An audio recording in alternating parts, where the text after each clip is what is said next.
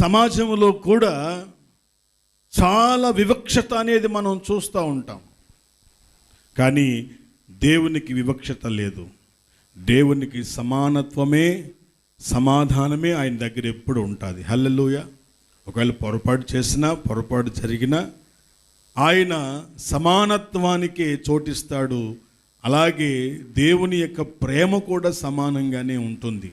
ఏమి వ్యత్యాసం ఉండదు. ఒకరిని ఒకలాగా, ఒకరిని తక్కువ, ఒకరిని ఎక్కువగా ఆయన ఎప్పుడు చూడడు. అలా చూస్తే ఆయన దేవుడు కానే కాడు.